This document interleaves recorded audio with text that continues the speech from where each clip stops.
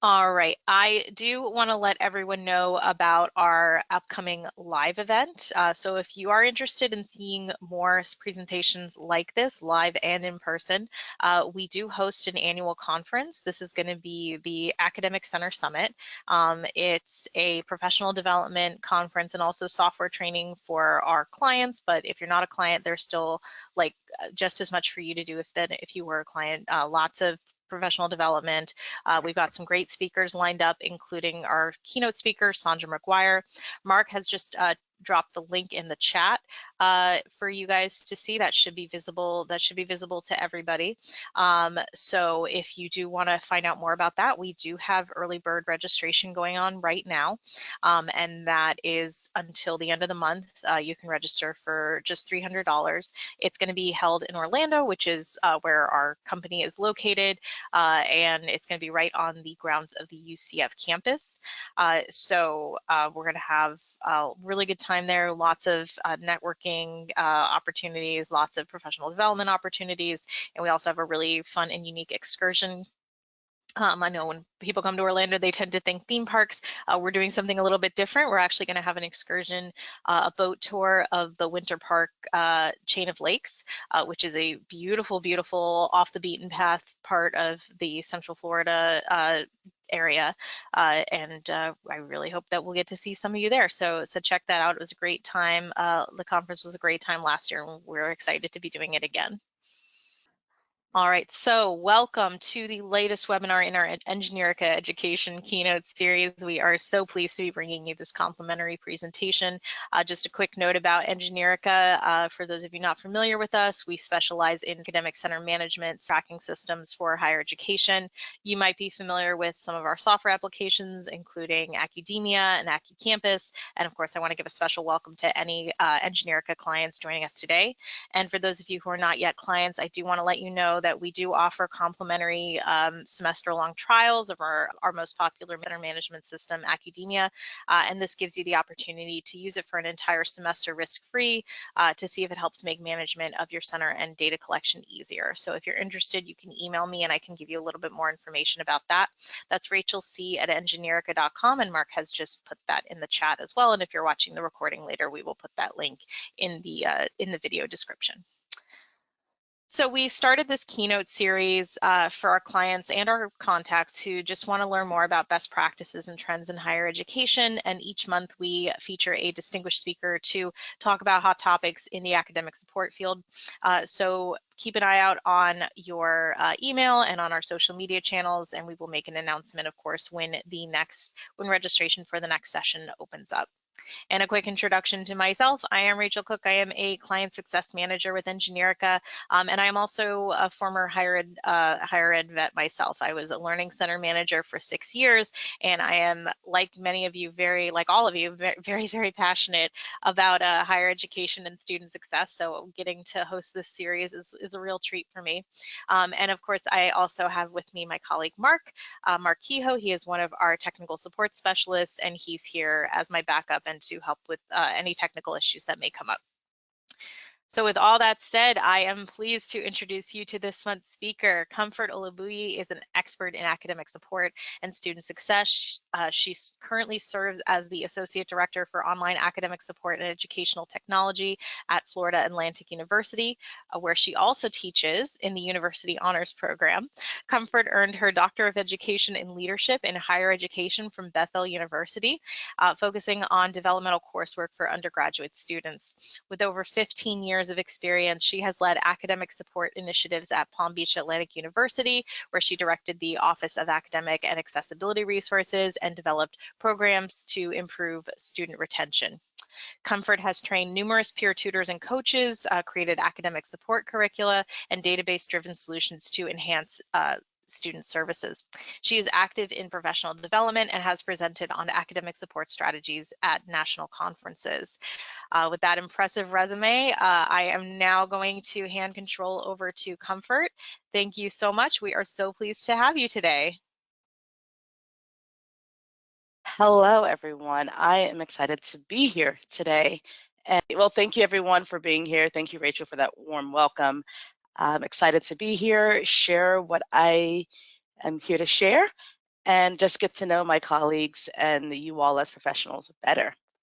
Well, to start, as Rachel said, my name is Comfort Olubri, and I've been in the higher ed game for a while, and I bit the bug young. Probably my second semester of my first year at my institution, I learned about academic support and getting involved on campus. And as I started my sophomore year at my college, many moons ago at a different school, I got the chance to be a supplemental instructor and work in academic support settings. So I'm curious with my audience, if you'll put into the chat, and Rachel, let us know, who of you all had one of your earlier jobs as either a tutor or working within the college setting. I was a caterer as well. And so I did a couple little tasks, did some orientation. But put in the chat if you were a student employee. I'm curious to see what this information says. I was. Okay.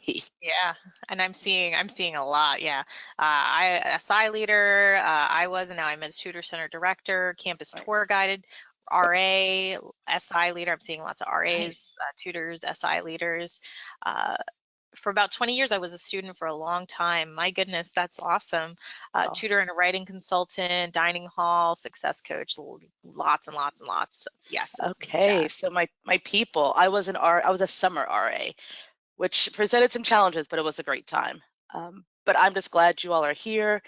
And again, it's fun to see the full circle of when you start in a spot, not thinking that this is where you'll end up. Here I am years later getting to be the staff side of what recruited me here. I'm excited to present this Recruit, Retrain, Rise Up presentation just about hiring student employees for academic success.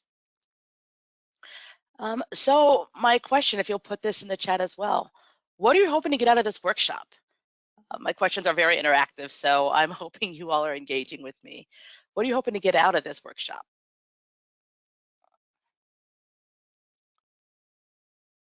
I'm seeing recruitment strategies,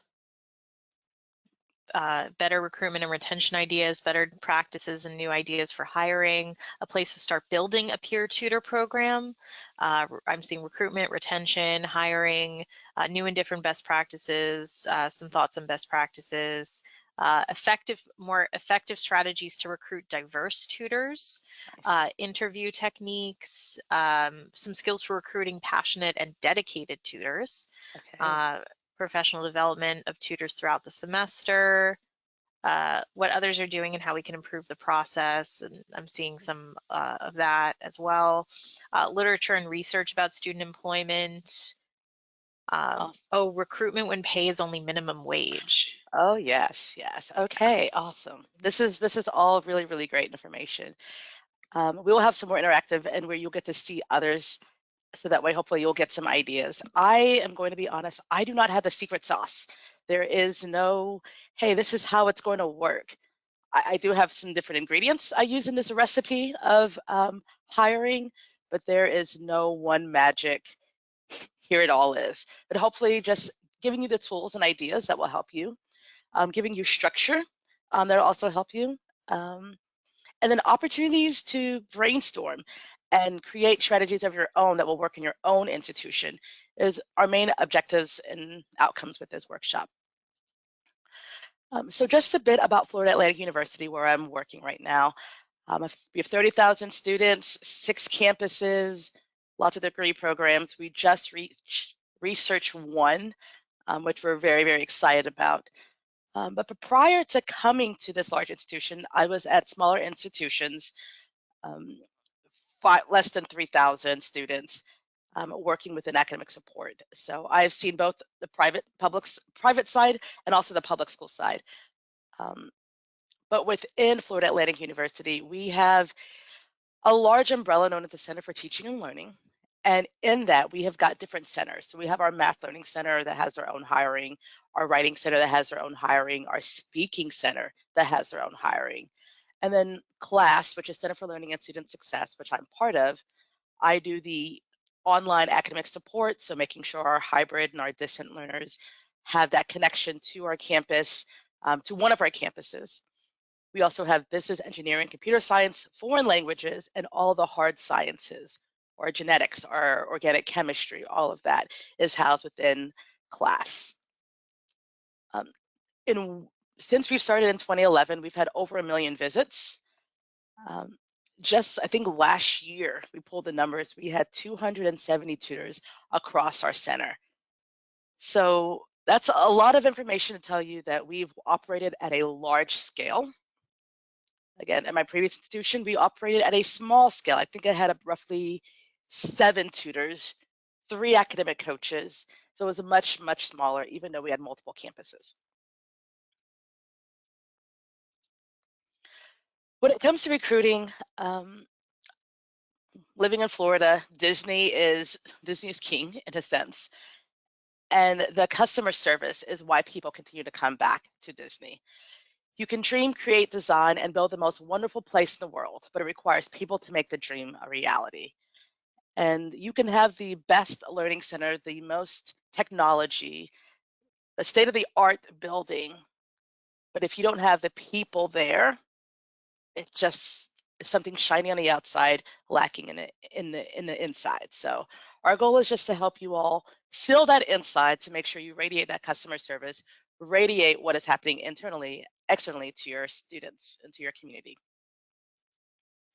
Alrighty, so we are going to do a website called menti.com. So if you will head to that website, yes, it is menti.com, 8470-3244. 8470-3244. Okay, so hopefully everybody can see that and put that code in there so you can participate. 8470-3244. And I just want to start with the first question. What are your current challenges with recruiting? So if you got a menti.com, bilingual students, absolutely.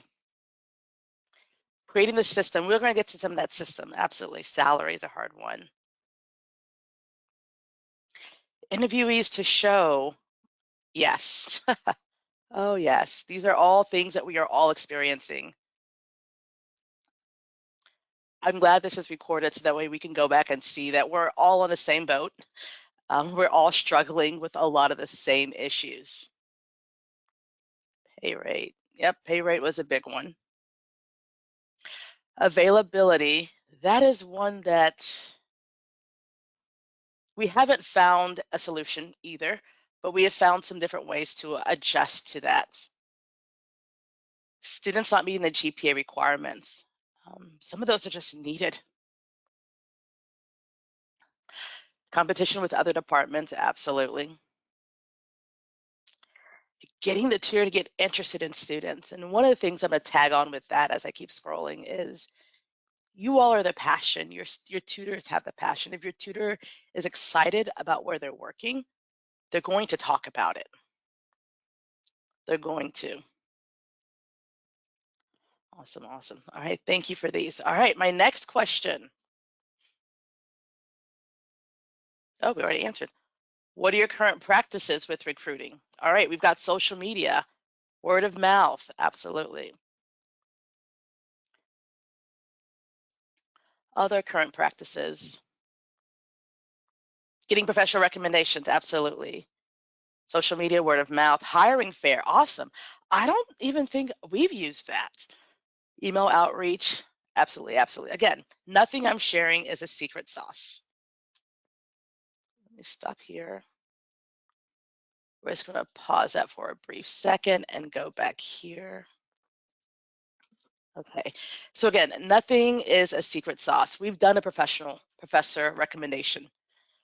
What we've also done, we've asked friends of tutors. Sometimes our tutors are there and their friends come and visit.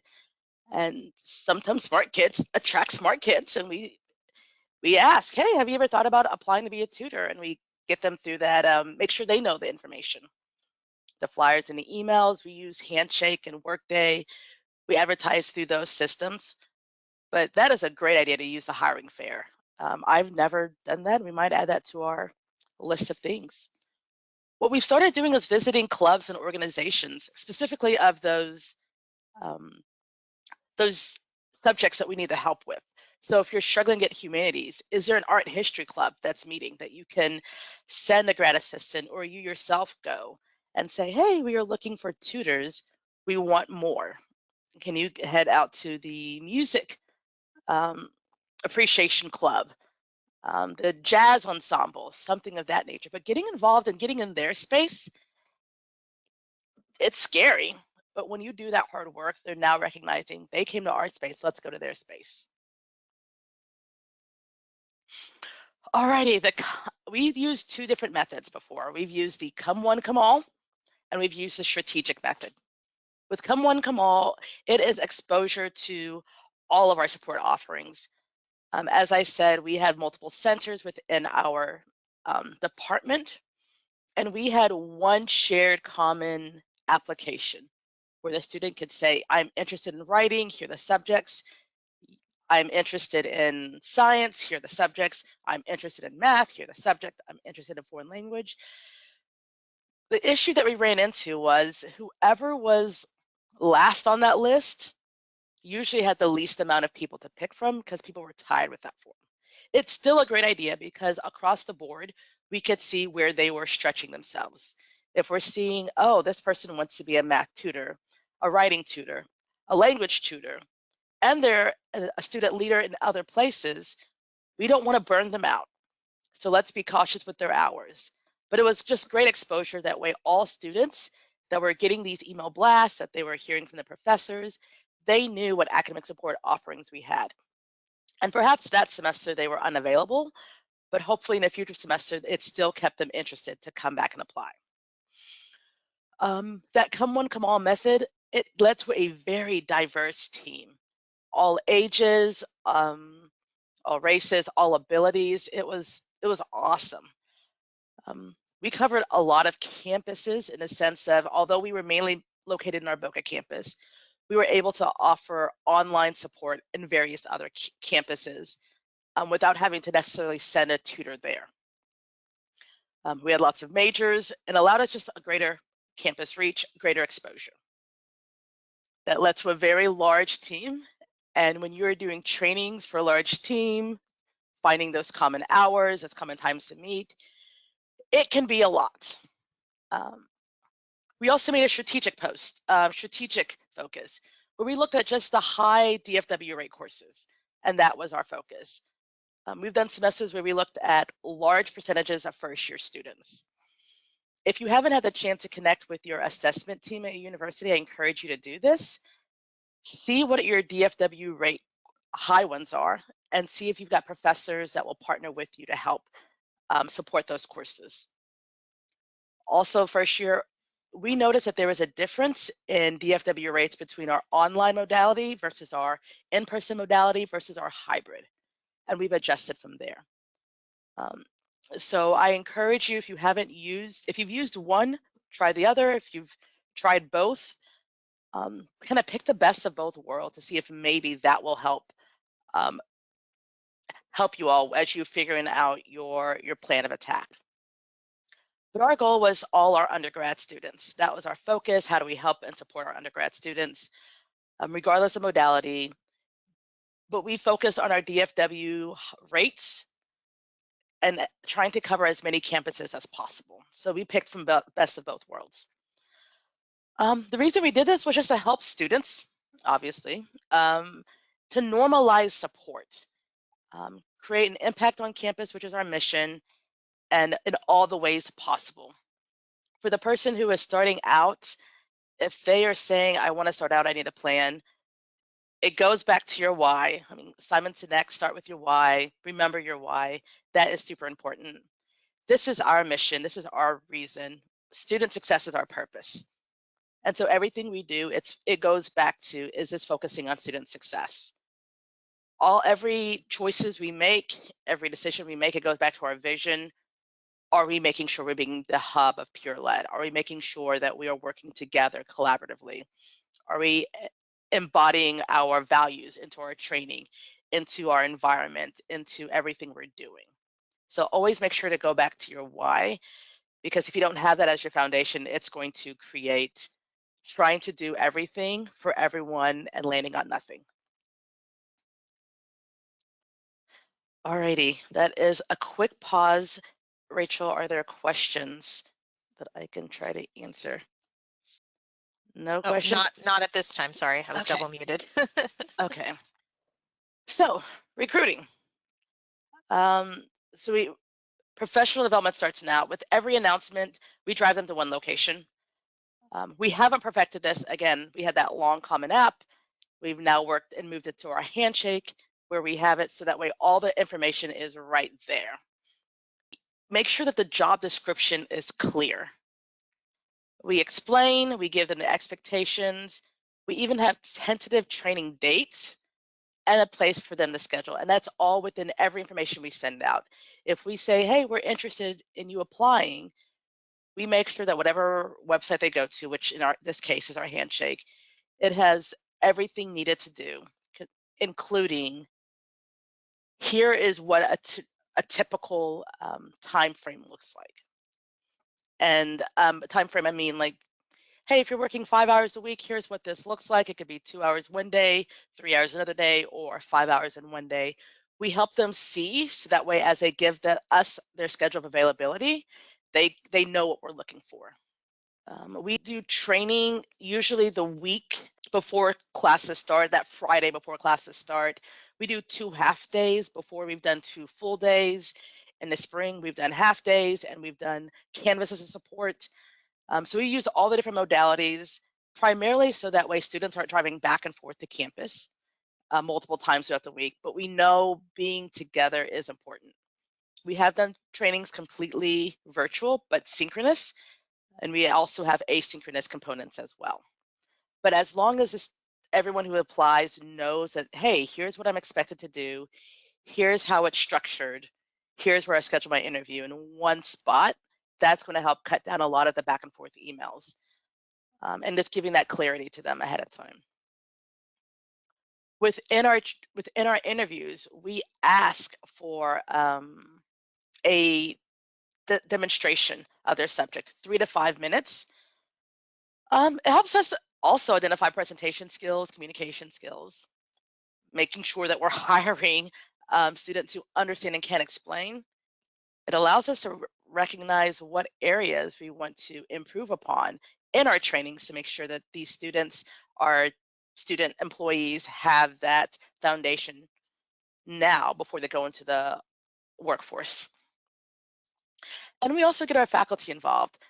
If we cannot have a chair, if we cannot have a professor, a lot can happen with some donuts or bagels, inviting professors to your center and coffee. That way they can see what the space looks like. If you're having trouble getting buy-in from your faculty members, invite them to your space. I was going to say bagels and books, I don't know, but inviting them so that way they can see what the space is. We have a beautiful science learning center that has VR equipment. It's got the Armitage table, microscopes. We invite our faculty in there just to look around. That way they can say, oh, students, you need to go use these resources at these centers. So I encourage you to invite your professors, your TAs, your GAs to your center. We send our videos, our concept demonstration, we record them during the interview and we send them to the faculty. That way that helps with our recommendation. We keep it short so that way we get rapid response quickly. If the faculty isn't available, perhaps there's a TA or a GA that works underneath that faculty member or faculty members that you can utilize. Within our tutoring as well, we get our senior tutors who have been doing tutoring for several semesters. We get them involved, giving them professional development experience and also taking the weight off of the professional staff. Alrighty, for the structure. So we do interview times. They apply through Handshake. We look through Handshake and it shows that who has met the criteria. Our criteria is a 3.0 GPA. They have to submit their transcript. That's just one less step for us to have to go back and search it on whatever instrument we use. Sometimes we will pull either through the registrar's office or through one of our systems everyone who had above a B+ in a subject and email blast them, and we'll compare that list with who have applied. And that helps take out a lot of the double checking of the transcripts. But they apply, then we give them a link in our reuse Canvas that offers them a information about the interview process, about all of our academic support offerings, with a short quiz. Because a student, we all know, will say, oh yes, I read the information. Then they show up for the interview. What is this about? So now, before they even get to schedule an interview, they have to have applied. They have to have gone through a Canvas that explains everything and get a short quiz. These quizzes like, hey, supplemental instruction means, SI means what? Learning assistant means what? Tutors equal what? Something not cumbersome, but enough that we know they at least watch these videos. In these videos, we've got the expectations. In this Canvas model, we have, hey, here's what it's going to look like. We literally have a video of following a student, a pretend student, one of our former tutors. Hey, here's how we do group tutoring. Here's what to expect. We want to set it up. We make it easy enough that if someone watches the video, they know what to give us. And that just helps make sure that we aren't playing that wrestling game day of. We have done one-on-one tutors, but we prefer group.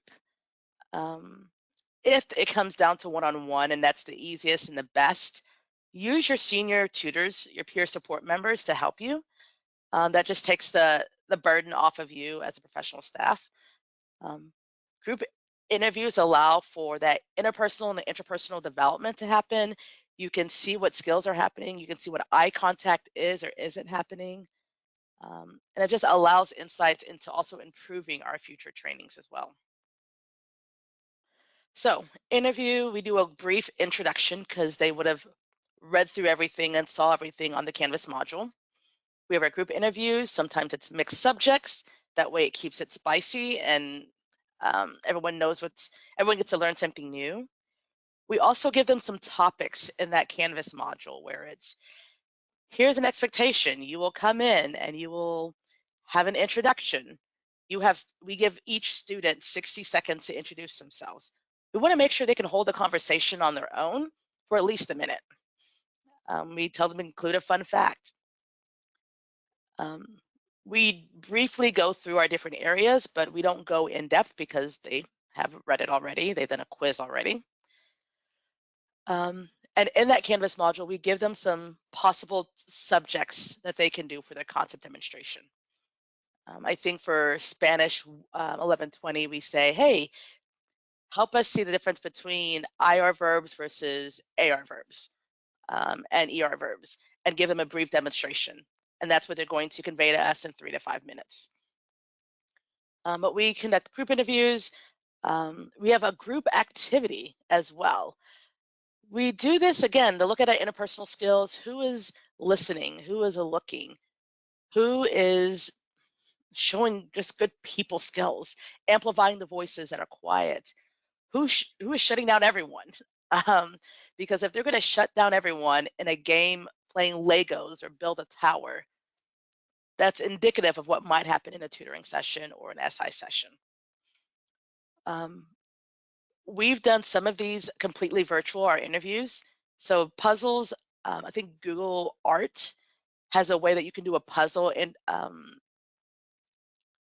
way to do a puzzle without having to physically be there. We have those giant puzzles we got at the Dollar Tree or something of that nature that we don't even show them the picture. We just give them the pieces, and we just see how do they communicate, how do they build together. With hieroglyphics, we give them the prompt that here's a pen and a paper, or here's a digital whiteboard or a physical whiteboard and some markers. Draw 4 symbols that talk about your university and why academic support matters. And we have them work together to decide those 4 symbols. That's helpful and gives us insights onto what students think academic support and why it matters. And it helps them communicate with each other. And then, of course, like a marshmallow or spaghetti, build the tallest tower, cards, build the tallest tower. Again, you're looking at that interpersonal, interpersonal. And it takes off the nervousness of an interview. And then we get to our concept demonstration, which we record. We use an iPad or a Surface or your phone. And again, they have 3 to 5 minutes to explain their subject or their concept.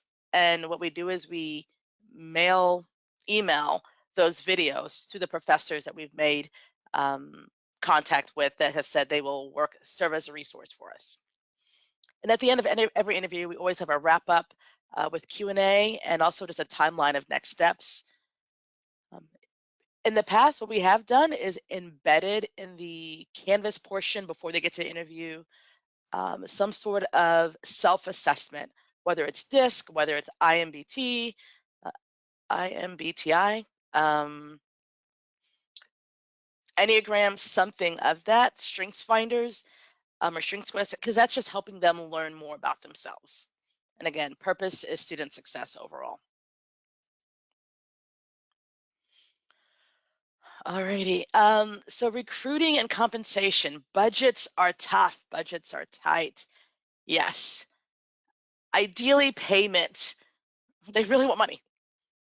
I have asked several of our tutors, if you weren't getting paid, what would help? What would you want instead? I encourage, if you haven't yet, tap into your federal work study money.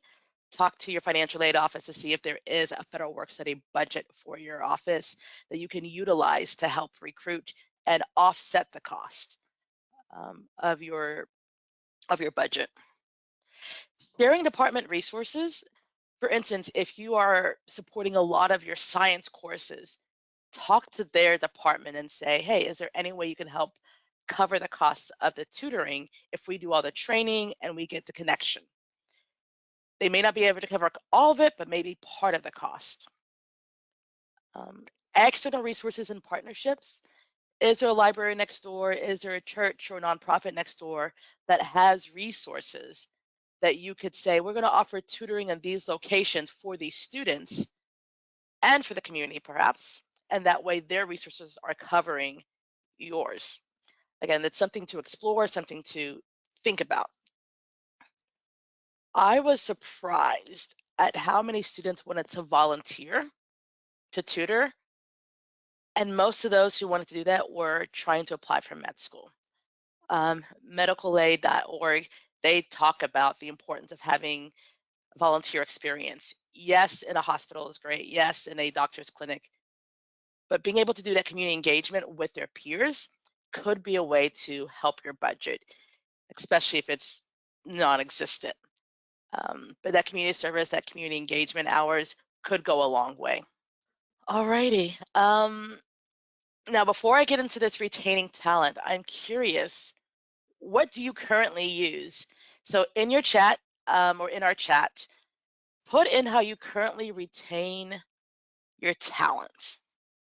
Let me know how you currently retain your talent. I'm seeing, honestly, a good working environment, options for raise on a yearly basis from professional development, try to make the job flexible and friendly. I think flexibility is the key, especially when you can't offer a lot of benefits. Offer a professional development, fully funded conference attendance, teamwork and incentives, good environment, communication or community, competitive pay, pay raises, community award ceremony, games, food. Yep. Again, nothing I'm saying is a secret sauce, but this is all correct. Professional development opportunities. So if we can't do an increased compensation, sometimes we'll do a one-time bonus if they come back.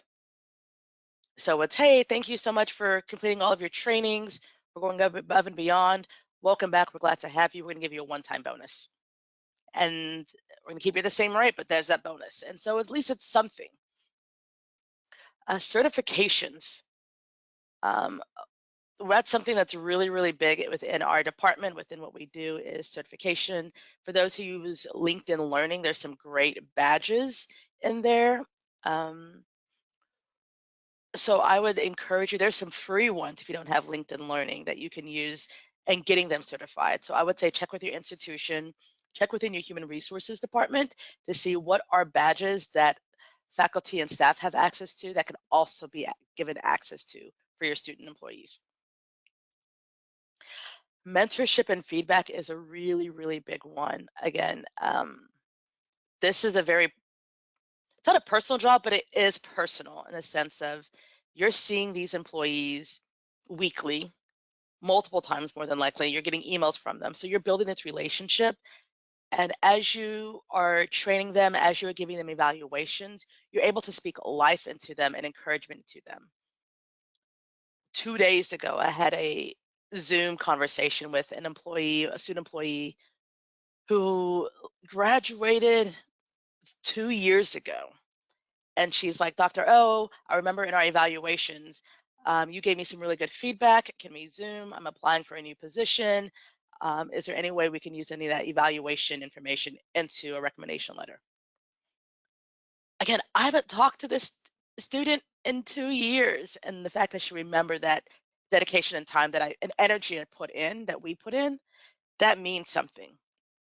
So I encourage you, that is a great way to retain talent. If you aren't evaluating your peers, I encourage you to create a process so that way you can get that feedback, that way they're growing and you can develop that mentorship relationship.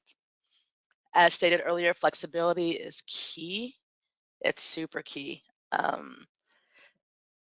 There's very few jobs that aren't on a campus that you can have off for spring break or for summer break and know that you can come back to it. There's very few jobs like that. So that flexibility is helpful. When they know that they've got a big test coming out, it's very easy for them to reach out and say, hey, can I adjust my hours? Can I trim my hours? So that way I can focus on education.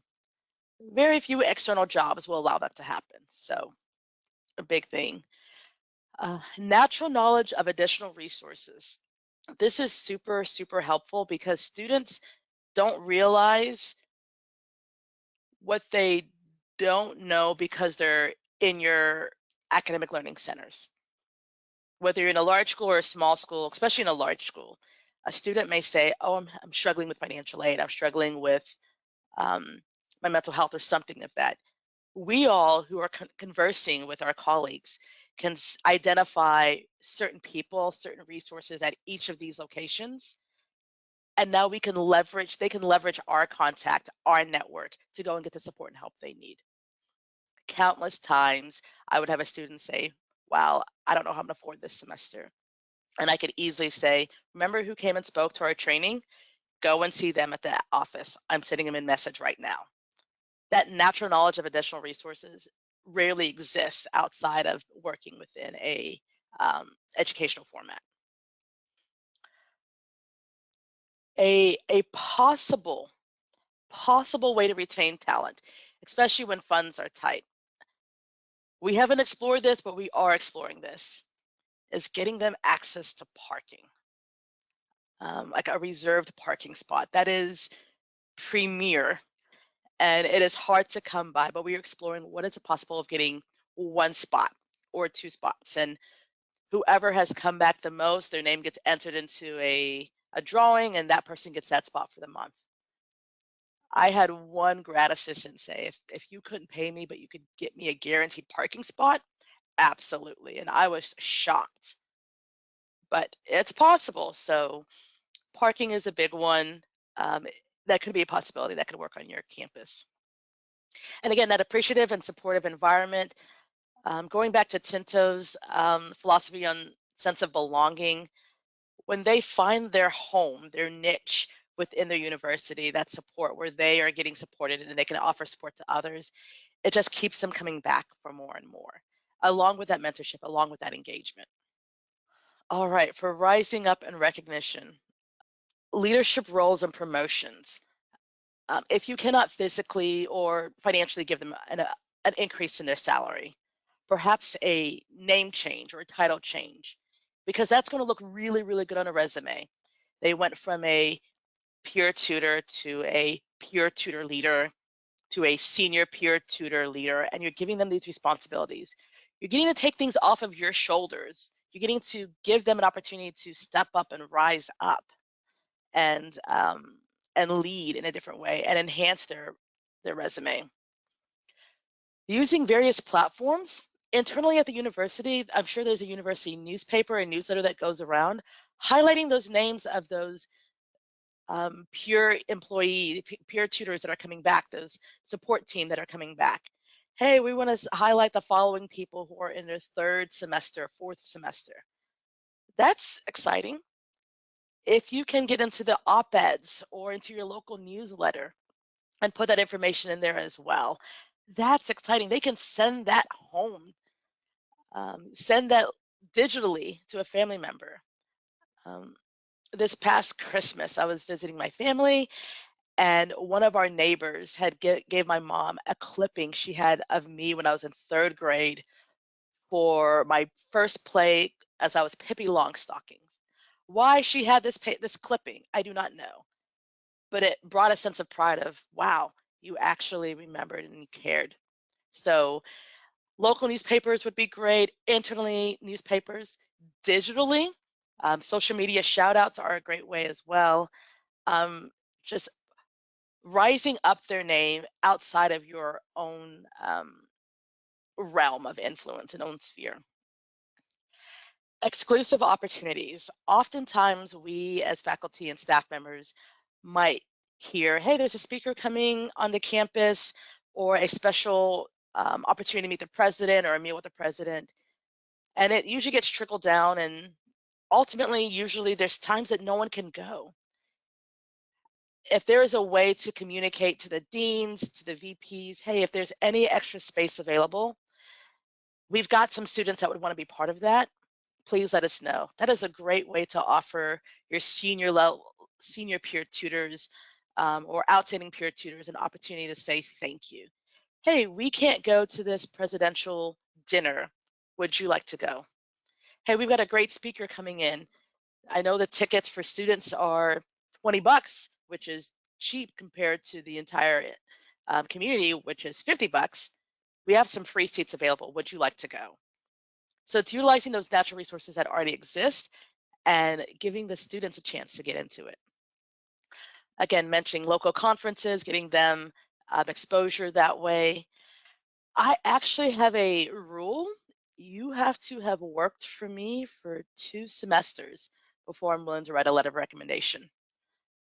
It takes time off of me because within 1 semester, I can only see so much growth. But within 2 semesters, I can see, okay, they've gone through trainings, they've done what they needed to do. I'm ready to put my name on the line for them. So that is a carrot that I dangle for those, especially as they're in their junior years or senior years.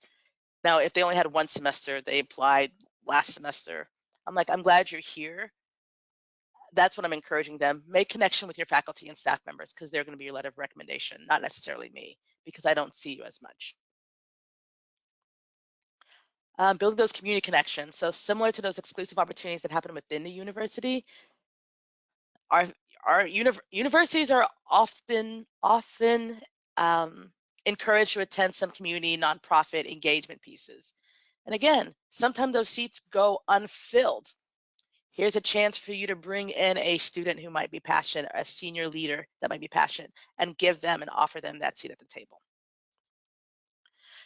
And again, building that pipeline for future tutors stems from current tutors. So as you are going to these clubs and organizations, as you are connecting them to these other resources, you're getting them exposure, and you yourself are exposing yourself to all these different areas across campus to hopefully build and create that pipeline.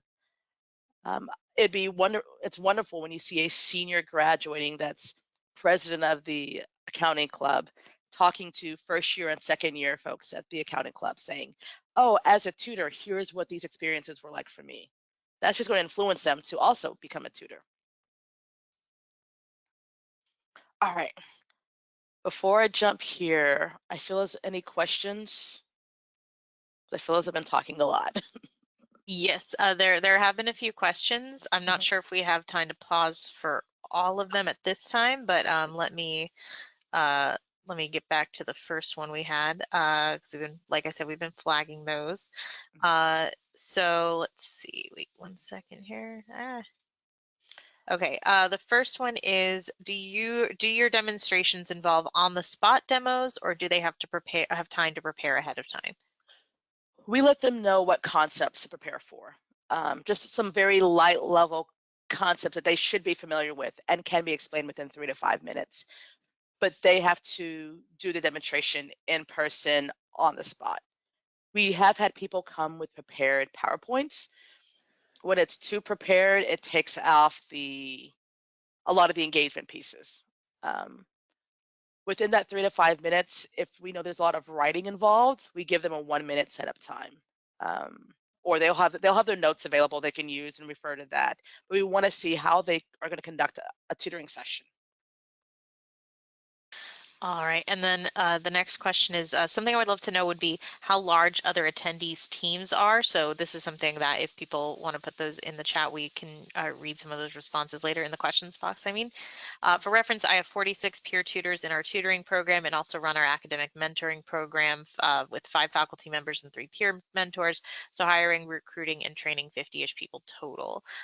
So Comfort, I don't know if you can talk to the size of your team. Yes, so again, we have multiple centers, but within our class office, there's 4 of us. And we have 95 people, 95 peer tutors on our team, and that includes peer coaches. So I oversee the peer coaches, and there's 6 of them.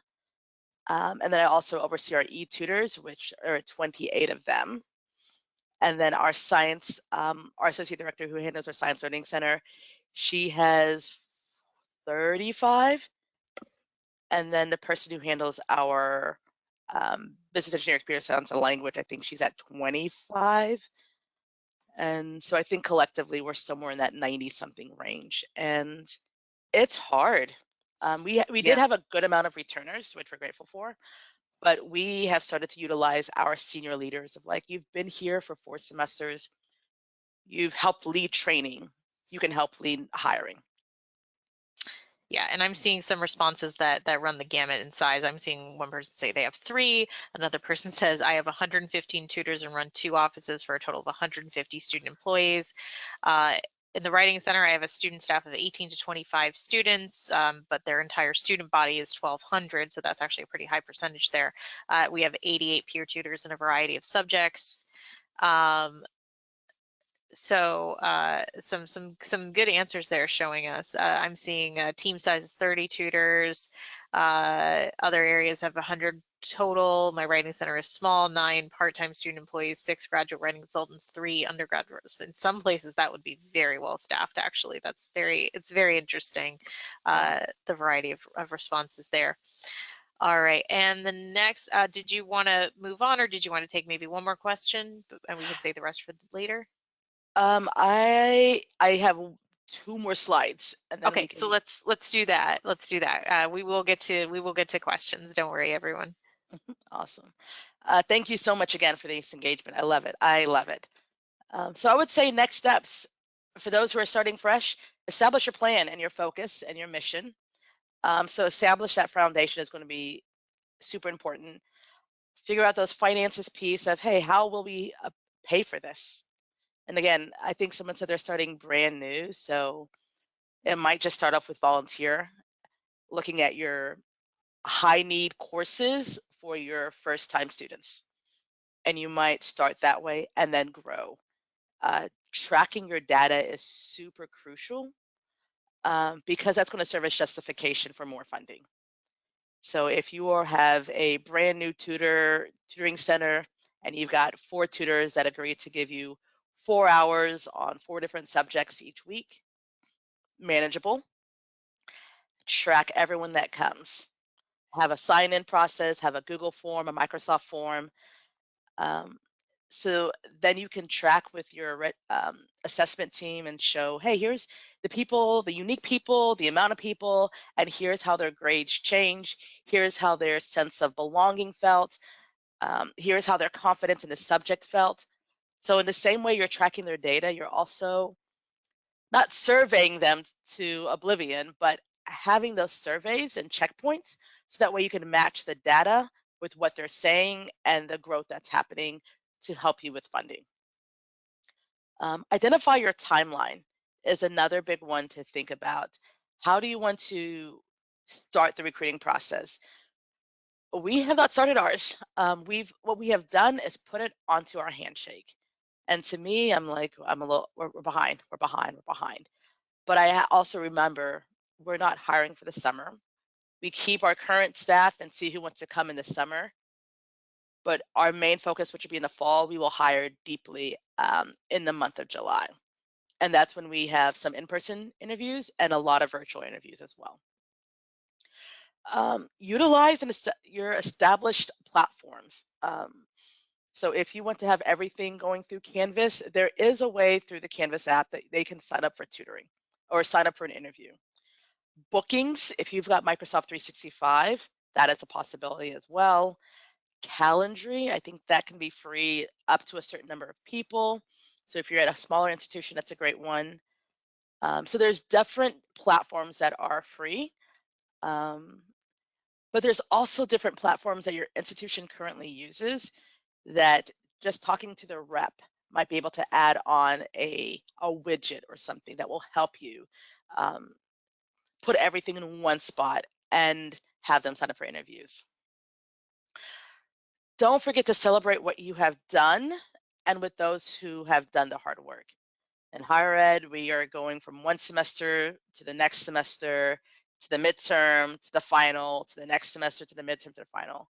Rarely do we pause and say, look around and see what we've done. So I encourage you to implement that positivity, implement that support, implement that appreciation to your team and just saying thank you.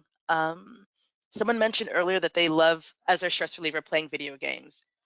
I just remember that we have an area that has a bunch of video games. I'm like, why are we not hosting events here? Why are we not celebrating here? It's got a ping pong table, it's got video games. We can have just a fun night and have that there. Within our residence life, one of our res halls, we've got space for tutoring there.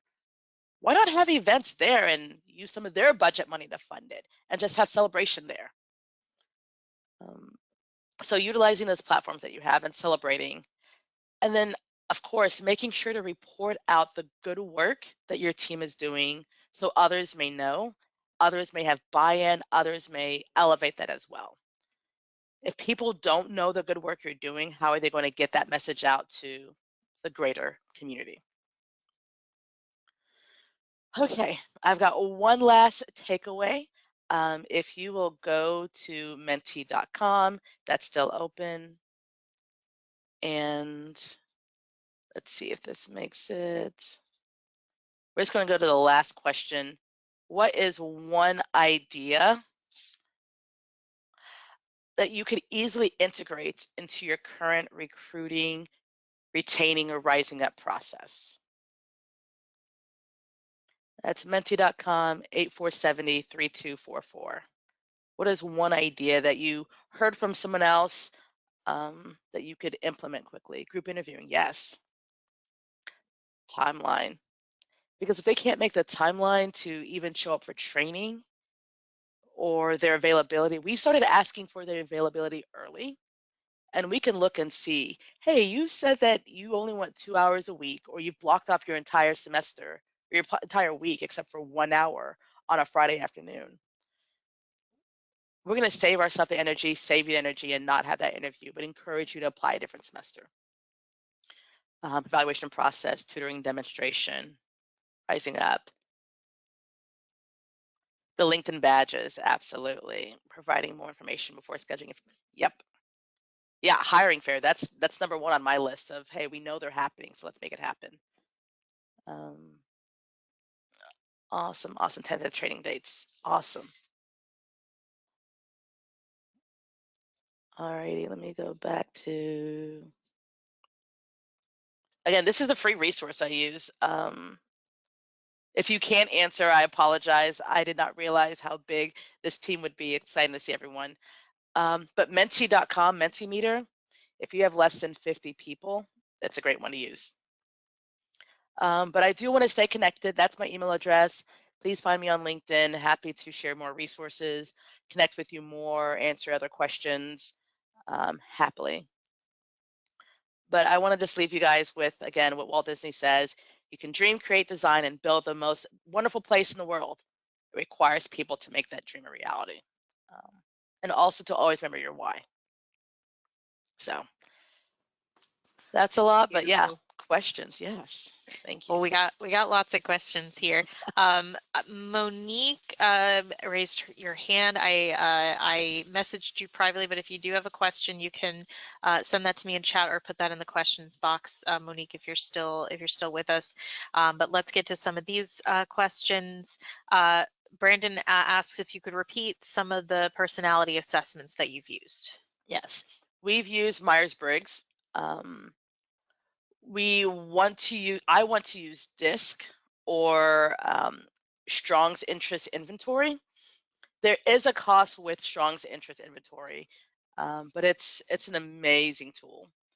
Your university might have a discount with it, but 16personalities.com, I think that's the website, is where we use our Myers-Briggs and had them take it and upload it into the Canvas module as a checklist of things they've fulfilled. And I think we had a reflective question of knowing you're an extrovert or an introvert, or knowing this, what does this mean for you as a tutor? So again, super I like simple. We've thought about having, in my previous institution, we had career department come and do a presentation to all those interested in academic support teams, student leadership teams, and go through this exercise. And that's just a great way, if you ever have a leadership fair or leadership conference at your institution, invite career development. They usually can do a really great job at this presentation. Have everyone do the information ahead of time, show up, and that way they get that feedback from the professionals.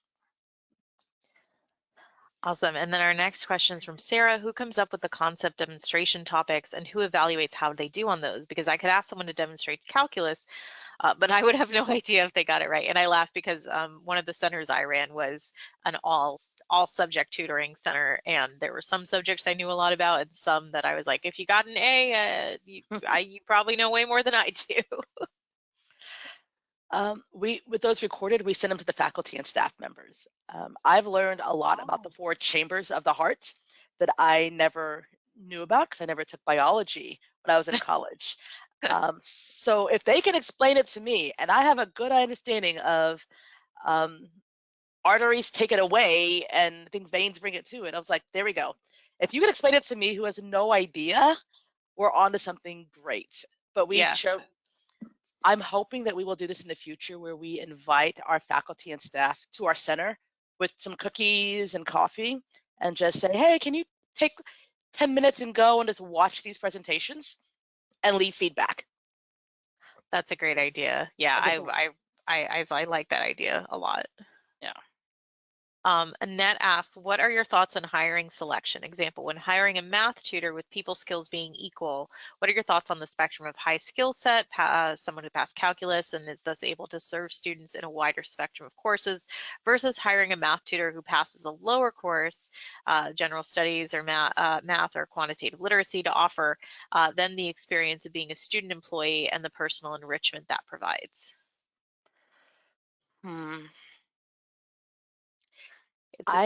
Yeah. I don't know how often that scenario would have come up for you, but I thought it was an interesting question. I'm going to boil that down to something that I know we have dealt with, which is hiring a senior level, someone about to be their senior year who has all this expertise versus someone who's a sophomore and doesn't have as much. We look to see, what does the team look like? If we recognize that we have a lot of people, like accounting, this happened with recently. We had 4 different accounting tutors and we were hiring 1 more. Did we need someone that was accounting 1 that we could keep the next 4 semesters because the rest of them were going to graduate? Or do we want someone that can handle all the accounting courses that's going to graduate with the next semester? I think we went to the one who was brand new, simply because we knew that we could have that person longer. Yeah. I know one challenge for me was always the higher level courses were just, I had a harder time finding tutors for them because by the time a student took them, they were about to graduate. Correct. That caused some problems. But yeah, I think being able to get that longevity, because there's so much turnover already in tutoring centers with peer tutors. It's a challenge for sure. Uh, Yes. Let me see here. Okay, Jessamine asks a question about flexibility. She says, we do use flexibility in our schedules to retain our team, but it's a struggle for professional staff and admins because sometimes our part-time student employees call out often for academic, mental health reasons, which impacts the center's coverage. It's hard because we do encourage taking time off for those reasons because they are students first, and mental health is important. Any recommendations on strategies for balance? Ooh, that's hard. Conversation. Again, they're in your center. They feel comfortable enough to say, "Hey, I need this for mental health. I need this for health." After the second or third time, that's when the conversation of, "Hey, we want to make sure this is being a success to everyone. Let us know if we need to continue to keep you at the hours set that we have, or if we need to find another replacement so that way you can operate at a higher level, like at the optimum level." That is a conversation I'm going to have next week because I do have that tutor who has called out many times. Instead of having 6 sessions a week um, as an original goal, it's down to 2 sessions. And I'm like, let me know if you would like to keep these hours and you can match what you signed up to do, or if we need to cut your hours and find someone so that way you can operate at 100%. When I've had that conversation before, they usually get the idea of, okay, I need to stop calling out. But having that, I would say not a email conversation, but an actual conversation where you can see their mannerisms. Awesome. And Jasmine asks, what is your strategy for offering feedback to your student employees throughout the semester or quarter? They know that they are part of CRLA, College Reading Language Association training program, and part of that includes evaluations. So we do one early in the semester. For our in-person, we show up and we try to be not obvious, but the tutor knows why we're there. The student that's getting help, the students, because we do group tutoring as well. The tutors are like, the two T's are like, what's this random person in a corner writing notes for? Um, but for, oh, you ask how often? So if we don't see any major red flags, we see them not help, like we look for the red flags. Are they working on graded assignments, which we're not allowed to do? Are they being mean? Are they listening? Are they not listening? Are they not following directions? If there are no glaring red flags, hey, we have a conversation. Great job. Here's some things we noticed and you did really, really well. Here's some areas that we think that you can improve upon. If we notice there's a lot more in the improve upon category, 3 weeks later, we have another evaluation. And we usually try to get another team member to do that instead of the same person. So that way we can see what they saw. Maybe it was just our objective view that day just was off or they were off. And if we notice that there's a pattern, hey, it's been 6 weeks, we've noticed the same situations going and we're not seeing growth. We're going to pull back on your hours because we really want you to grow. We're going to partner you with another tutor, a senior level tutor, to work with you on this. Hopefully that answers the question. Yeah, I think so. I think that's great. Mhm. Perry asks, are your tutors separate? Are your e-tutors, your like online tutors, separate from in-person tutors? So I think that, are they like separate roles? Not necessarily. I have probably 6 e-tutors that are not doing in-person hours. We try to give them both. We pull from one giant population. If the course is offered online, I try to make sure we have online support. And so there's sometimes, like for instance, our chemistry, it's online and it's in person. So everyone who's applying wants to be in person. I'm like, I need you for 3 hours online. I need you for 2 hours online. and then along with your in-person hours. I had one student, again, that mentorship, that feedback. I did his evaluation the semester before, or my grad assistant had, but I had some connection with him. And he emailed me in the middle of this semester and said, Dr. O, I've got to actually resign from my position. I'm so sorry. I have a lot going on. I'm like, nope, we're gonna have a conversation because I needed him. And we spoke and had a conversation. And he's like, actually, I just can't make the in-person time. Oh, no problem. We can give you some more online hours to offset that because Mm. you add a value. And originally he thought it was all or nothing, but that conversation made him realize, oh, I can do this remote, still get money and help others and focus on the other needs that I have. Yeah, and I hope it also taught him that in a job, it's okay to speak up and say like, "Hey, this is what I need in order to be successful in this role," because I think that's a really important skill to learn as well. Very. And I'm glad that that's an option. When I was working in higher ed, it was pre-COVID, so it was online tutoring was just not a thing, unfortunately. So I'm glad that he was able to pivot to that.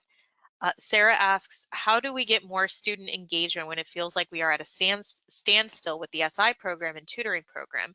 It feels like we are at a low and my supervisor doesn't feel like these programs will get better. I'm not sure what she means by standstill. I'm wondering if we're talking about like numbers and things like that. Um, we there are times where we have no one show up for a tutor. Like that's this week and next week. I'm looking at my utilization of like who has had no visits. Um, then it's adjusting our marketing strategy. It's adjusting our timing. Within our SI program, we have online SI. We just started it this semester. So we're throwing every spaghetti against the wall. I've emailed and cold called many folks doing SI to say, hey, can you help me? Um, and what we did this last week was have a conversation with the professor involved that we opened up to all of the students in that course and say, does this time work for you all? Because it worked for the tutor or the SI leader, but I'm like, maybe the issue is just a timing. And in this conversation, only 2 people showed up to this meeting of the entire class of 75. And they said, oh, if it was a little bit earlier, that'd be great. And I messaged the SI leader, can you move it up half an hour? No problem. And now the hope is we're able to capture a greater audience. In my conversations in situations like these kind of webinars or in colleagues that I've met through my cold call email or newsletters or saw their name across my LinkedIn, I was able to learn, hey, what if during a session that's held virtually, they email out right then, tutoring is happening, SI is happening, just to see what that engagement looks like. Um, so we're trying everything. Spring break is a great pivot point to make some adjustment and strategies. So I encourage you to, if you've done those mid-semester reach outs and to the students who haven't gone, hopefully they've done some surveys and you figured out why they're not coming. Um, and to those who are coming, email them separately. Hey, we're glad you're coming. What makes you keep coming back? So that way Mm, you can figure out what of your sauce is working and what of your sauce needs to change. I love it. Very true. Um, Asking the students why they're coming is, I think, an often overlooked part. And then, like, it is, especially because it is really difficult to get the students who aren't coming to engage with surveys if they're not already engaged with the center. Mhm. Um, Becca asks, should there be different supervisors for different types of tutors? What should the ratio of supervisor, and I know a lot of schools do this way, what should the ratio of supervisors to tutors be? I manage all of our office's tutoring services, which accounts for about 4,000 of the 4,900 tutoring sessions held last semester. I want to be sure that the different tutors and the development of their specific role is taken care of and fleshed out to its fullest potential. I can say I've supervised areas that had like 3 tutors and areas that had like over 20 tutors. So it varies. I don't know what the exact ratio would be. I would just say, are the needs getting met? Um, we have grad assistants. We're so grateful for our graduate assistants. Truly grateful. where they're able to get some professional development skills and develop their professional development, and we're having them do some of the leadership of it to offset it. I would say it's, I don't know what that number is, but I would say it's looking at if you have a team of actual professional staff, pro staff, it's looking at what's a natural divide. Because right now our general education sciences are non-degree, are non-hard sciences fall within business, engineering, computer science, and language. It could easily fall underneath our hard science. However, that would just amplify the amount of people that associate director would have to supervise. So we look for the natural. It's very easy for all of supplemental instruction to be given to one person, or it can be split. We had a small team. We had to make some adjustments, and our team got smaller. So previous to this past semester, I never had SI, and now I have SI because it's completely virtual, and it goes within my realm, which is handling our online and hybrid tutoring. So look for those natural divides that could happen. It's definitely worth speaking with your supervisor and cold calling, cold emailing other SI people and seeing what they're doing and with those or other tutors and being part of those newsletters, reaching out to Engineerica, reaching out to Rachel and figuring out what contacts she has so that we can make those contacts and engage in that conversation.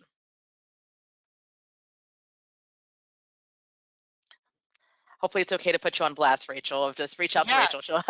She'll connect you to somebody. Yeah, and I recommend the LearnAST listserv, LRNASST. I actually just recommended this to someone in the chat. You can Google it. It's run by a professor at the University of Florida. I used it throughout higher ed, and I actually still use it to just, I don't post in there anymore because I don't work in higher ed anymore, but I use it to kind of just get an idea of like latest trends and what people are talking about in terms of learning center discourse. And we have a couple more questions here. I know we scheduled for 90 minutes, so we have a couple more questions. Hopefully we can get through everything. Still feel free to put those in the chat and we will get to as many as we can. I know that this webinar is about recruitment and retainment of student employees, but do you have any guidelines for knowing when to let someone go? In our center, we do strive to be mindful that the job is oftentimes students' first job or the only job available to them if they're an international student or a visa, or they're grad student needing flexibility. So you try to give people lots of chances, but where's the line, and what strategies/approaches do you employ when initiating that conversation? Oh yes, those are the fun conversations. Before I talk about that, Rachel, will you put in the chat the LearnAST website because I want to look that up for myself because I was letting people go. Having those trainings help because if they are choosing not to go to training, it helps with that conversation. Hey, we've noted it makes it very black and white. We noticed that you made a choice not to attend trainings. That means next semester you've made a choice. You've made a strategic choice not to do the following. That's, I don't know where I learned that my favorite word, but strategic is my favorite word. Of you've strategically made a choice not to follow the policies.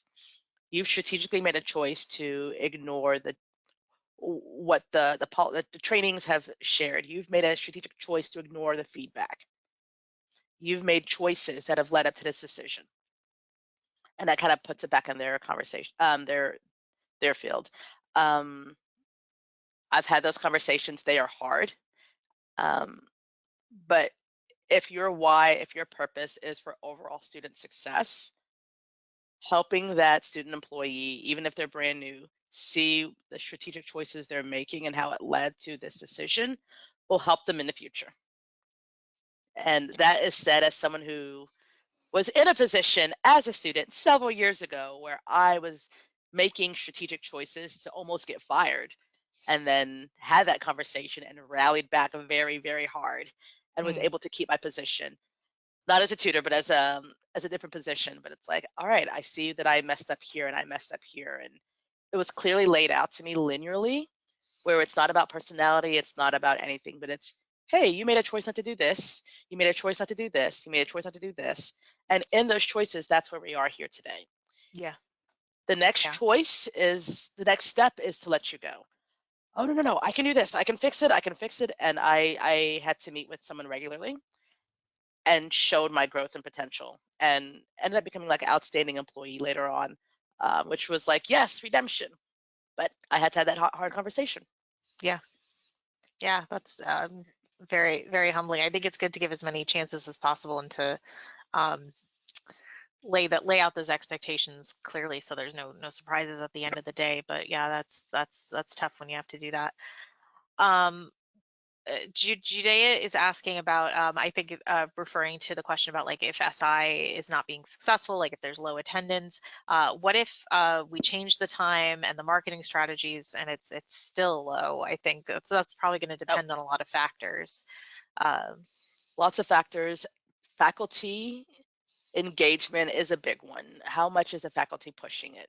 Is the faculty saying this is important? Is the faculty supporting this? If the faculty is quiet and not recommending this, that's going to rely heavy.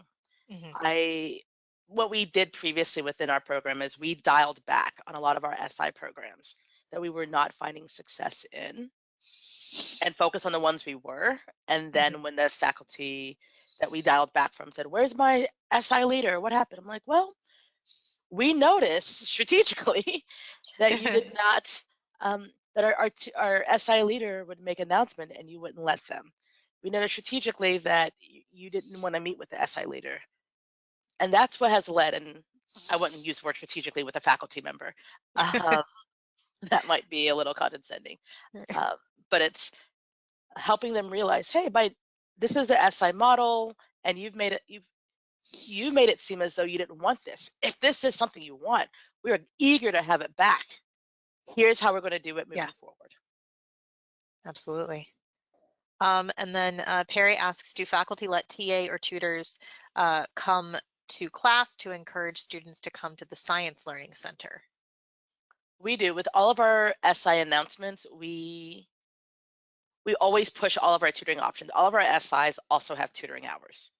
So when they send out their essay announcements, they say, hey, come visit me virtually, or come visit me in the Science Learning Center, come visit me in the Business Engineering Computer Science language. We call it BELL. There is a short name for all those letters. Come visit me on the second floor of the Breezeway at the Schmidt Family Complex. Like, come visit us. So it's always said, it's always put in an email going out. It is encouraged in the announcements in our SI programs. But what we haven't done is throughout the middle of the semester, go on a tour. And so Mm. we'll add that to my list. The world tour of tutoring is a great one. And just going, hey, everyone grab a flyer on your way out, making sure the flyers, we just want to make sure you know that we have this resource for you that's free. We have this resource that's open till 7 p.m. We have this resource that has tutoring Sunday nights till 6 p.m., till 8 p.m. They're not going to read the email. They may not read the flyer. We've been doing video announcements occasionally because they might watch a video. Mm. Social media would be a great one also to use, and that also might be a good one for the person who wants to improve their SI attendance. What does social media look like? Is there a Instagram page? I think that's I dare, is Snapchat still a thing? I do not know. Sort of, I guess. Okay, but I know that Instagram is still a thing, so creating that Yeah. Instagram Blue page. Sky is becoming more popular. Oh, okay, yes, I forgot Um, about, yes. yeah, a lot of people do. Substack, that's a new one. Substack, yeah. So it's how we're utilizing these digital platforms that are free. Hmm. Um, the hard thing is just having to manage it all, because that's the Yeah, one thing. Our social media page is quite quiet because none of us want to manage it. yeah. Um, but that I is a hear great way for our senior peer tutor to step up and help out and rotate that takeover. Hey, we're taking over. We're going to this Science Learning Center and let's see what we're doing. you. We've never done that. That could happen. All right, and that looks like all the questions that we have today. Thank you so much, Comfort. It was such an honor to host you today, and thank you for being so generous with your time. Once again, I do want to remind everybody that we are going to be redirecting you to a survey when you leave. So if you're able to take a couple minutes to take that, that really helps us out. And we are going to make an announcement soon for our next webinar. We're just finalizing the details for that. So thank you again, Comfort. Thank you again, everyone, for joining us. Great, wonderful group today. I hope that everybody has a great rest of your week, and we'll see you next month. Bye, Thank you. everyone.